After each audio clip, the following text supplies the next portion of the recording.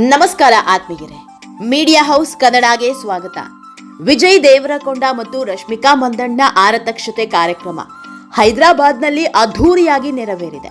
ನಗರದ ತಾಜ್ ಕೃಷ್ಣ ಹೋಟೆಲ್ನಲ್ಲಿ ಗಣ್ಯಾತಿ ಗಣ್ಯರು ಆಗಮಿಸಿ ನವ ವಧುವರರಿಗೆ ಶುಭ ಹಾರೈಸಿದ್ದಾರೆ.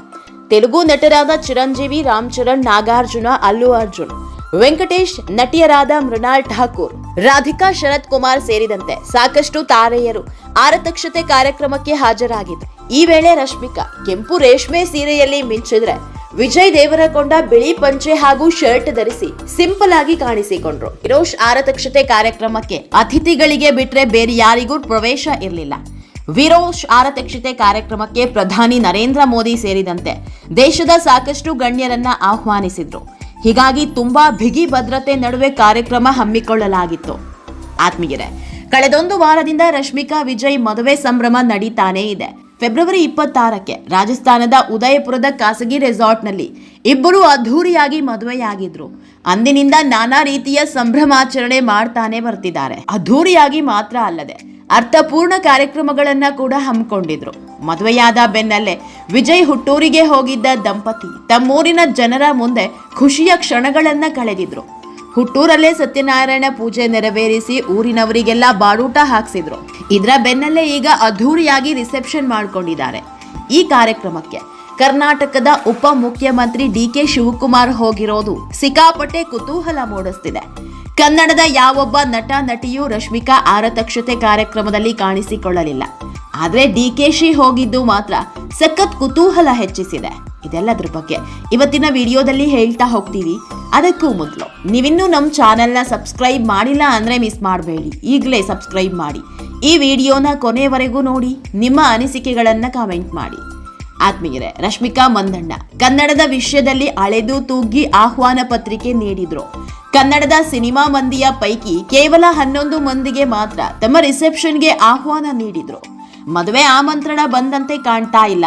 ಅದು ಕೂಡ ನಟಿ ಆಶಿಕಾ ರಂಗನಾಥ್ಗೆ ಮಾತ್ರ ಬಂದಿತ್ತು.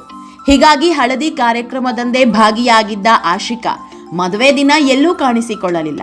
ರಶ್ಮಿಕಾ ರಿಸೆಪ್ಷನ್ಗೆ ಶಿವಣ್ಣ, ಸುದೀಪ್, ಅಶ್ವಿನಿ, ಪುನೀತ್ ರಾಜ್ಕುಮಾರ್, ಯಶ್ ಸೇರಿದಂತೆ 11 ಮಂದಿಗೆ ಮಾತ್ರ ಆಹ್ವಾನ ನೀಡಿದ್ರು. ಇದರಲ್ಲಿ ಒಬ್ರು ಕೂಡ ರಶ್ಮಿಕಾ ರಿಸೆಪ್ಷನ್ಗೆ ಹೋಗಿಲ್ಲ.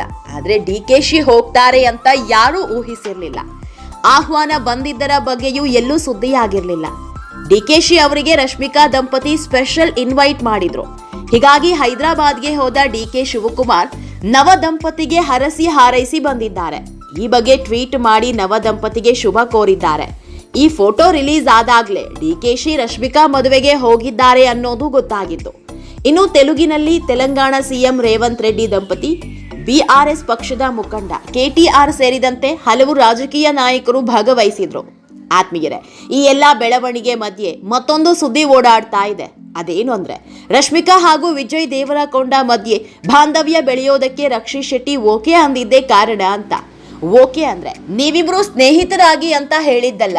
ಕಿರಿಕ್ ಪಾರ್ಟಿ ಸಿನಿಮಾ ಮುಗಿತಾ ಇದ್ದಂತೆ ರಶ್ಮಿಕಾ ತೆಲುಗಿಗೆ ಹಾರಿದ್ರು. ಇದೇ ಹೊತ್ತಲ್ಲೇ ಗೀತಾ ಗೋವಿಂದಂ ಸಿನಿಮಾದ ಆಫರ್ ಹುಡ್ಕೊಂಡ್ ಬಂದಿತ್ತು. ಈ ಅವಕಾಶ ಬಂದಾಗ ರಶ್ಮಿಕಾ ಮೊದಲು ಕೇಳಿದ್ದೆ ರಕ್ಷಿ ಶೆಟ್ಟಿಯನ್ನ, ಸಿನಿಮಾ ಆಫರ್ ಬಂದಿದೆ, ಏನ್ ಮಾಡೋದು ಅಂತ.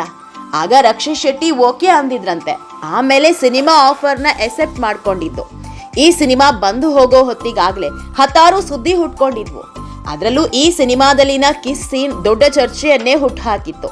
ಇಲ್ಲಿಂದಲೇ ಇವರಿಬ್ಬರ ಸಂಬಂಧಕ್ಕೆ ಎಳ್ಳು ನೀರು ಬಿತ್ತು ಅಂತ ಹಲವರು ಮಾತನಾಡಿಕೊಂಡಿದ್ರು.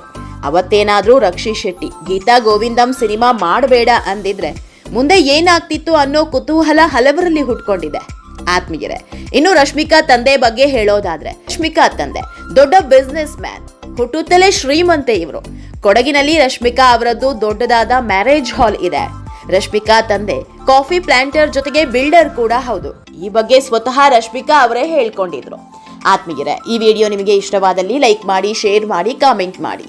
ಇನ್ನೂ ನಮ್ಮ ಚಾನೆಲ್ನ ಸಬ್ಸ್ಕ್ರೈಬ್ ಮಾಡಿಲ್ಲ ಅಂದ್ರೆ ಮಿಸ್ ಮಾಡಬೇಡಿ, ಈಗಲೇ ಸಬ್ಸ್ಕ್ರೈಬ್ ಮಾಡಿ.